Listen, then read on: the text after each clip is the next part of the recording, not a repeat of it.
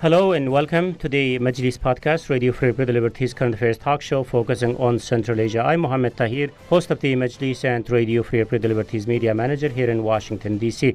Russia's invasion of Ukraine has had economic repercussions around the world, but Central Asia, which imports up to 90% of its wheat from the sources in the region, the impact of this crisis is felt on a whole different level.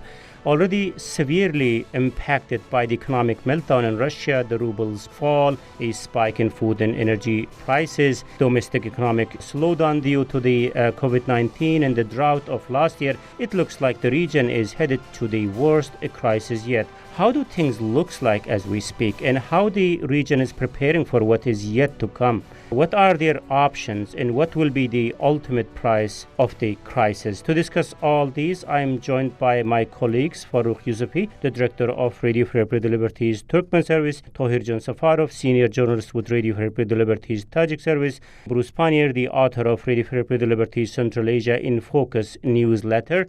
And we are also hoping Alisher Siddiq, the director of the Radio Free Liberties Uzbek service, to join us momentarily. So thank you, colleagues, for joining me in what appears to be my last Majlis podcast. As it stands, June 1st will be my last official day with Radio Free Liberty. I will discuss this in a few words at the end of the conversation. But first things first, about Central Asia's food security. Tohirjan, it appears that your country, Tajikistan, will be the worst affected nation under current circumstances. Their survival seems to be dependent on what comes from Kazakhstan in terms of the wheat imports. So what was like in 2021, like 94% of wheat has come from Kazakhstan? Suddenly you don't have access to it as we speak. So how is the scene on the ground as we speak? This is a main topic in the country that people talk about because it's touching everyone. And as you mentioned, war in Ukraine and price hikes is affecting everyone in the country. So recently I did a study from World Food Program, and it's very interesting. And it's found that number of people in Tajikistan who could not get enough food and will need help likely will rise to more than 800,000. It says that it is due to the war in Ukraine and the continued rise of prices in the country. According to the study, the number of people who are struggling to get enough food and provide their families is estimating in Tajikistan it's about 3 million. And the World Food Program study, which released in April, found that because of the main partner of Tajikistan is Russia, the economic partner, and they have a lot of trade. That's why prices in the country also affecting Tajikistan, and we get stories every day from the country, and everyone is complaining. Some woman in the country told our colleague in Dushanbe, she was telling us that they don't buy meat even once in a month. So the prices are really affecting everyone, and the people calling us every day and asking to raise the issue. Farukh, Turkmenistan is a kind of interesting case here. In some ways, sounds like a better off, given only 15% of its wheat import coming out of Kazakhstan. Obviously, with the economic situation faltering, it's a huge burden. But compared to its neighbors, they might be in a better off situation, isn't it? How are things there on the ground? It's relatively speaking, but you know that food shortages for Turkmenistan will not be anything new. And as it's stands with the situation that Kazakhstan will be limiting its exports of wheat, probably the Turkmens will also feel the burden. But Turkmenistan has been going through this food shortage, especially the flour and the wheat shortage, for 6 or 7 years now. Turkmenistan claims that it produces 1.4 million of wheat, but the farmers who speak with us regularly, they say that Turkmenistan does not even meet 50% of the state quota that they set up every year. And last year, for example, the farmers' estimation was that the state quota was fulfilled only by 40%. And And the indication of that was that last year Turkmenistan increased its imports of wheat, mainly from Kazakhstan. In 2020, it exported 11,000 tons of wheat. In 2021, the export was over 23,000 tons. That indicates that the production is not 1.4 million as the government claims, and of course the situation with shortage is another indication of faltering production. How the prices have changed, Farouk, in recent days? Prices that could be connected to the crisis that we are talking about today, Russia's invasion of Ukraine, like prices of wheat, price of meat or rice or things like that. Yeah, the prices in Turkmenistan, they constantly go up. Sometimes, like in last year during summer, we saw a little bit of decrease of the prices, but at the moment they are more or less stable, but still up like on the market. Another thing is people cannot afford them. And what the so-called state stores are selling when it comes to flour, it's a very, very bad quality. I mean, people from Turkmenistan send us pictures of the quality of flour, and it is very dark. And then they make a dough from flour. It doesn't. So I mean, it's very difficult to bake bread from that. A couple of days ago, Farouk, sorry for cutting you off here. A couple of days ago, I think I have seen a report in your daily news agenda, like the authorities are kind of imposing sort of restrictions as to how much a family can buy wheat from the state-sponsored stores or normal stores. What was the story about that? Turkmenistan, as I said, they have this system of state stores. Through this chain of the state stores, they provide the population with what they call food rations. And I mean, those rations are, one family has a right to buy 1 kilo of flour per person in the family per month. That flour costs 1 manat, which is very cheap in Turkmenistan. And I'm talking about that flour, which is of very bad quality. And Turkmenistan has been reducing that food ration constantly over the past couple of years. And even that ration does not reach everyone in the country. For example, I mean, you can buy it in Ashgabat or administrative centers of the provinces, but in rural areas, people are complaining that they haven't received them since the end of last year. So it's also the indication that the provision of wheat is not so good. And the reason for that is mainly in Turkmenistan, is drought. The state does not fulfill its obligations, which are in the contract with the farmers, like they don't provide this equipment or minerals. So there is a lot of problem. And this year will not be exception, according to the farmers. They say this year, no way that we will be able to fulfill the state quota. Tahirjan, I know you have to leave us earlier, so let me try to read your brain as much as I can before you do. So just a kind of follow-up question about where Farouk left. One thing is, yes, price hikes in every aspect. The second thing is, are they available as we speak? Are those products, the basic staples that we are talking about here, are they available on the market as we speak? Yes, there is no shortage, and we don't see any shortages in the country. But as Farouk said, the prices is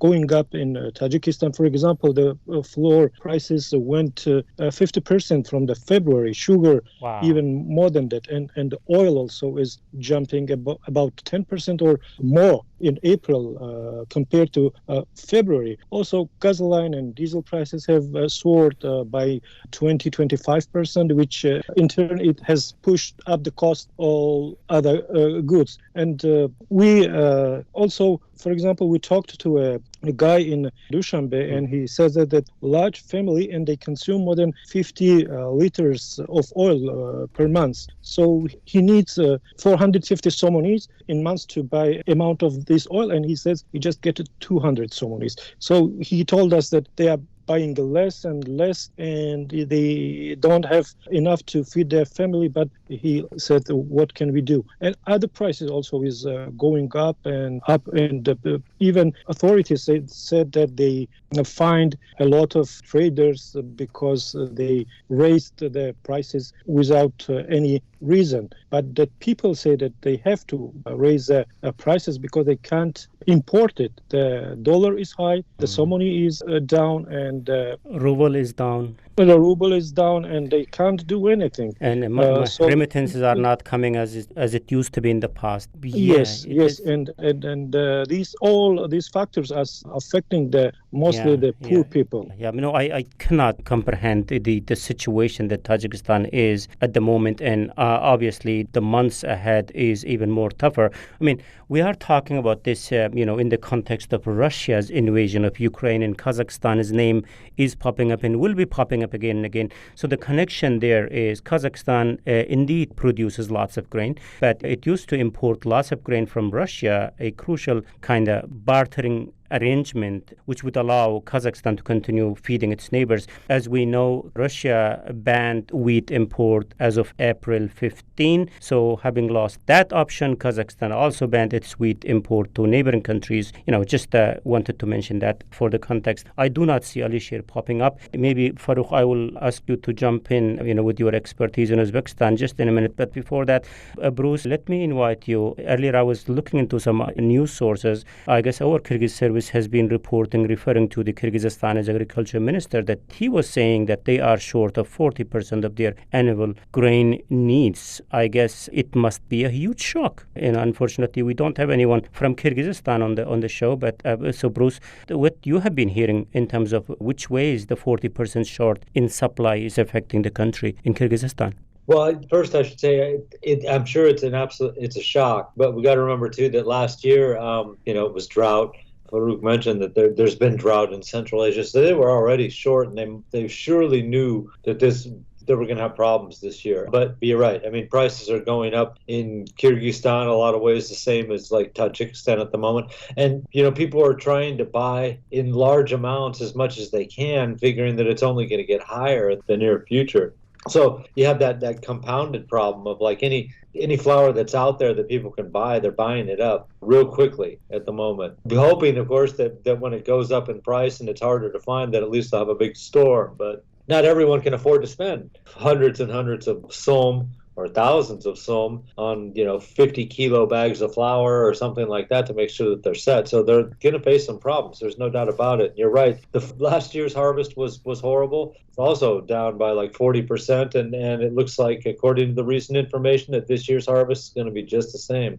Yeah. The only bright spot they got in this is that Russian-led Eurasian Economic Union said that when Russia put the ban on its own export of wheat, at least through the Eurasian Economic Union, Kyrgyzstan got an emergency allotment for food security. So they're going to get some, but nowhere near what they need. Wow. Farooq, just to kind of do a reality check, the situation in Uzbekistan is kind of also a special case here, given that they have lots of mouth to feed. On the top of that, like 35% of their source of wheat was Kazakhstan, and it does not have access to that anymore. So how Uzbekistan has been impacted by this situation, and what you guys have been hearing there from your family members, from your friends on the ground, what they are telling you? We're already hearing that in Uzbekistan, the prices for flour went up almost by 50% in Uzbekistan. And there are different numbers about how much wheat and flour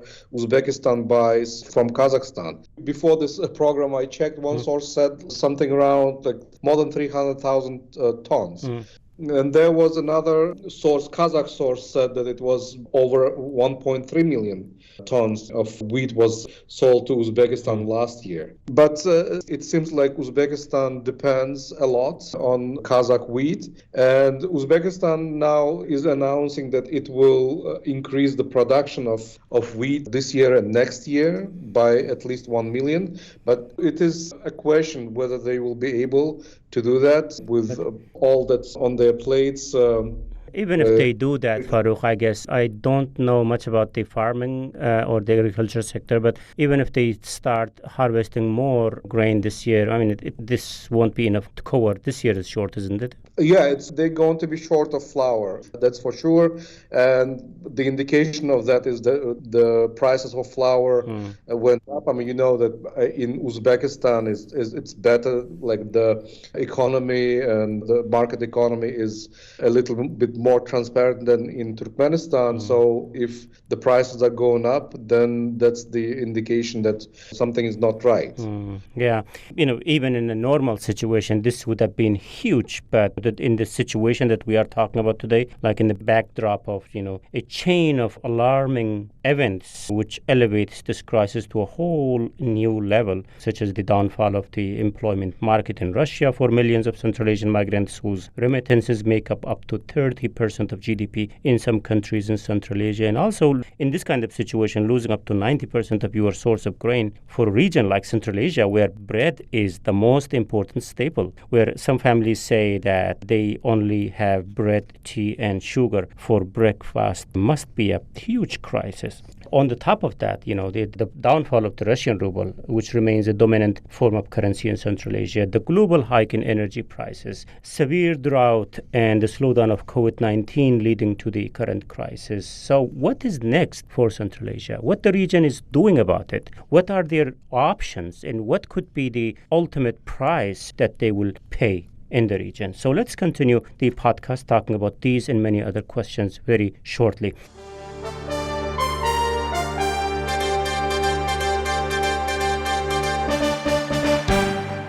First, let me recap the debate that today on the Majlis podcast. I'm joined by Farouk Yusufi, the director of Radio Free Liberties Liberties Turkmen Service, Tahir Jansafarov, senior journalist with Radio Free Liberties Liberties Tajik Service, and Bruce Pannier, the author of Radio Free Liberties Liberties Central Asia in Focus weekly newsletter. And I'm Mohammed Tahir, Radio Free Liberties Liberties media manager and host of the Majlis podcast here in Washington, D.C.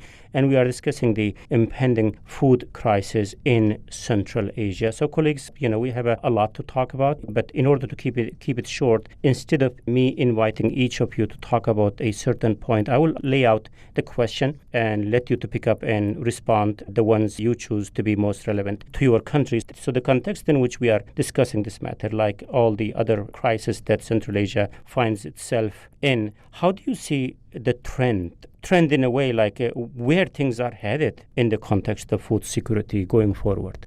As I said, that I've read an assessment of World Food Program, and it says that now there are 2 million food insecure Tajiks in the country. So if the trend will continue, there will be more than 3 million.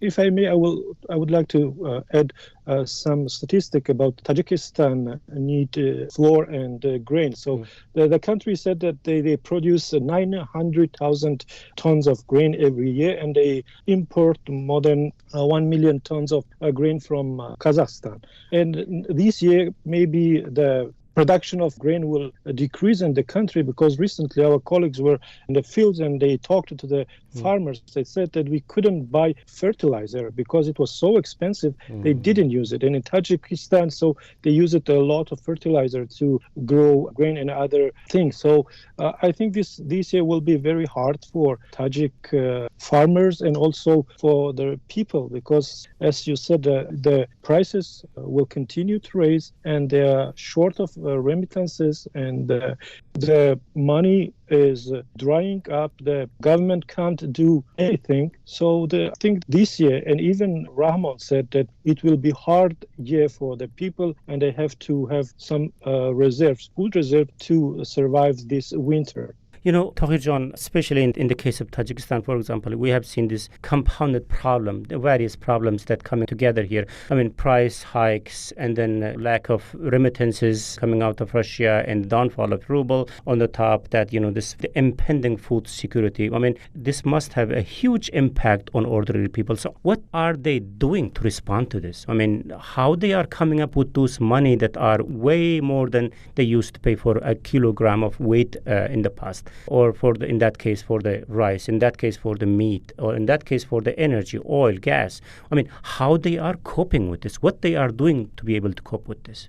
The most Tajik household, they spend 65% of their income for food. So in this case, as they say, they have to cut from medicines. They should not go to the hospital or buy books for their children. So they have to cut from other main things and to spend it on food. Like as you said, they will survive by eating just a little piece of bread and sugar and the tea. Yes, they do.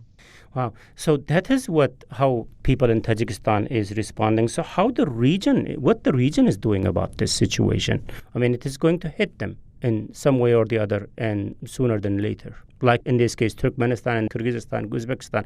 It's sort of open question.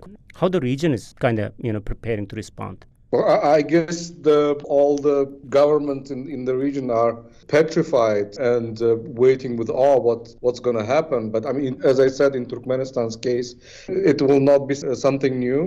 The government hasn't been able to provide with food security despite their claims, provide with food security to the population of the country despite their claims. And it will probably be even harder for ordinary people in Turkmenistan and other countries, especially in Turkmenistan, where over the past 5-6 years, the government has not shown its ability to tackle any sort of problems, be it food security or economic crisis. It hasn't been able to tackle those problems. Other countries, most likely Kazakhstan will be better off among these countries, but I guess that Tajikistan and Kyrgyzstan will be hit badly too. Bruce, I was also wondering, in cases, for example, the way Tahir was explaining, people are eating less, trying to survive on a piece of bread and sugar, for example. I mean, all this has a limit. On the other hand, if the situation continues like this, what's the breaking point from people's perspective, from the authorities' perspective?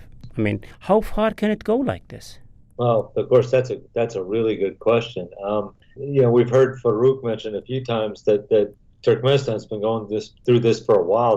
That's always kind of a model of how little can you get before you reach the breaking point. In Turkmenistan, we haven't seen them reach the breaking point yet, and I've been pretty surprised about that. In other Central Asian countries, they might not have the same kind of patience. I would imagine that when your small children start to go hungry and get sick or something, that for a lot of people, that's probably the breaking point right there. There is a date worth watching that's coming up too. Kazakh's restrictions on wheat and flour exports is due to expire on June 15th. And by then, the Kazakh government should have some kind of idea what this year's harvest looks like. If they have to extend the ban, then it means that it's probably going to be a bad harvest, which is a horrible situation for all of Central Asia. Who knows? They might have enough. Or they might see that they will have enough at the end of the harvest time that they'll be able to start exporting more wheat. There's still, I'm sorry, we don't have anyone from Kazakhstan today, but I know there's a lot of questions about how much Kazakhstan has stored. The government assures everybody that they have plenty of wheat and flour and there's not going to be a problem. But then people that are involved in the flour industry in Kazakhstan have said that that's not true and that they don't have enough. So really, I mean, June 15th will be a real big day for everybody in Central Asia. If the Kazakh government says, okay, we're going to relax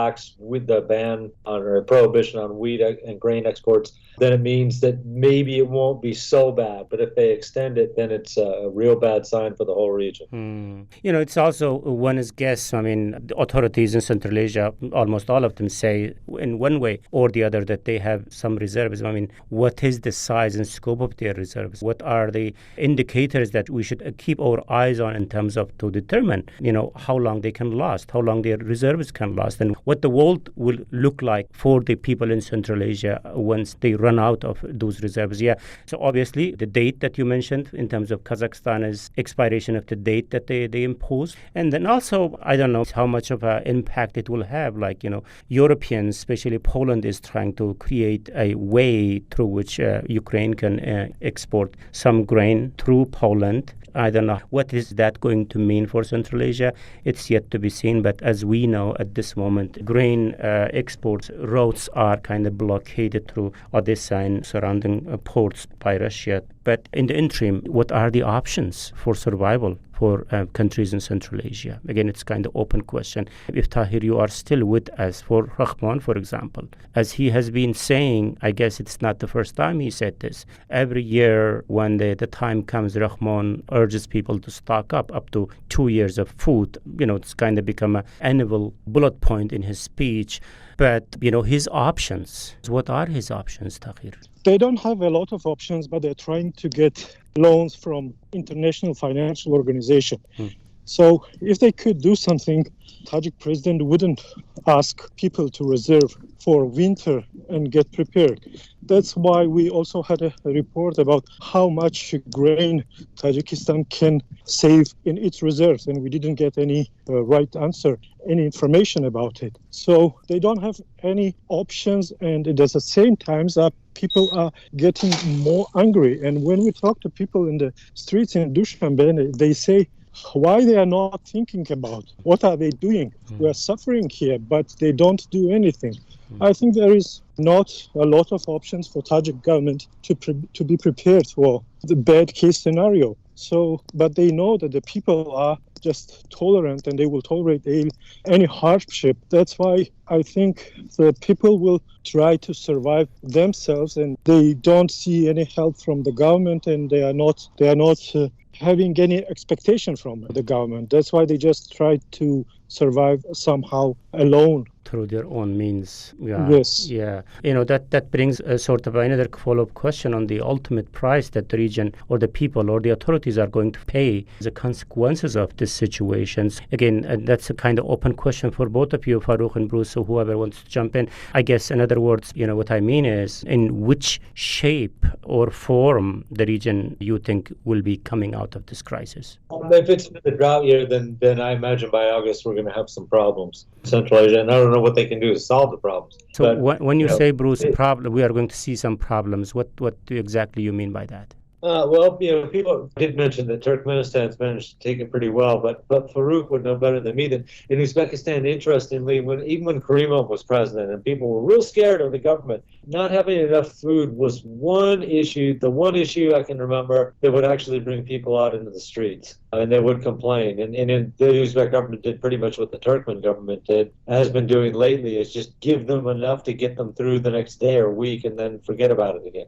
But if there's no remedy in sight, if they're not going to get more food, you got to wonder what kind of problems it's going to be, especially in a country like Kyrgyzstan, where there is a culture of protest. Will people be out all the time? And we've already seen what happens with governments in Kyrgyzstan when they can't meet the demands of protesters. Yeah. Kazakhstan probably won't have as big a problem because they are a grain producer. But like I said, this could lead to some ugly scenes anyway, where the governments try to assure people that food's coming, and tell them that they have to go home and stay inside and not make a big problem about it, because patience does have its limits. So we'll see. How much time we got until we start seeing those kind of ugly scenes there? Well, like I said, if there's drought, then I would imagine once we get through the halfway point of summer, you'll start to see people getting angry. Farouk, where your eyes will be to determine the direction of the trajectory going forward? Yeah, I mean, as Bruce rightly pointed out, it is very difficult to expect that people in Turkmenistan will be staging big protests. But we've seen over the past couple of years that people were gathering in front of the local administrations in villages and districts. They were coming to complain about lack of this so-called food rations, and that they are not being distributed on timely manner, and very small sizes of the food rations. Probably there will be some attempt by people. When you are hungry, there is nothing to lose. But I'm afraid that Turkmen government will respond to that with stepping up the repressions, and we will have to see that. And amidst this, Turkmenistan hasn't uttered a word about what's going on in Ukraine, but amid this sanctions against Russia and all the consequences, for food security, Turkmenistan not only did not restrict the export of food, but they announced that they will increase the export of the agriculture products to Russia. and the farmers were telling us that they received orders to grow more tomatoes or other products that can be exported to Russia, and they were very unhappy about that, saying that we are starving to death ourselves, and they want us to grow the products that will be exported to Russia. This again shows how out of touch the Turkmen government is when it comes to tackling, addressing problems. Right. It's we have to conclude the conversation here, but it's a huge crisis that Central Asia found itself. So all of us as a journalists, we will keep our eyes on indicators as to what comes next, how things will develop going forward beyond this stage as the size and scope of the crisis will deepen. So maybe in just one or two paragraphs, if you would like to share your thoughts in terms of what are the areas, what are the signs, indicators that you guys will be looking at in terms of where the region is headed. Bruce? Well, one, obviously, watch for what happens on June 15th. Yeah. Two, watch drought and see what the drought situation is going to be.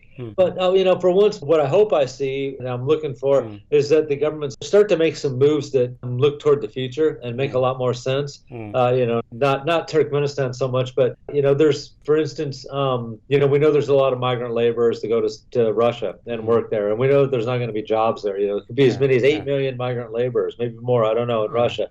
A lot of those people left rural areas and a lot of people left the farm. Right? This would be a good time for the governments to implement all kinds of agricultural projects and then make loans available and get the farmers that are leaving the country to work in factories in Russia to go back to the farm in Central Asia and start growing food again. And another one is water conservation. All the Central Asian countries have just gone through a period where there was heavy rainfalls. They did a lot of damage in a lot of places. And this happens every year in the spring, right? And there's got to be some way that you can build some collection pits or holes or wells or something like that to try, I know you can't say where the water is exactly going to fall, but like, for instance, in the Fergana Valley, every year this happens, right? And it does happen in Turkmenistan. There should be like some collection area for this to try to get this water and keep it for some kind of good purpose instead of letting it just wreck a bunch of bridges, houses and everything and then just run out into the field and dry out.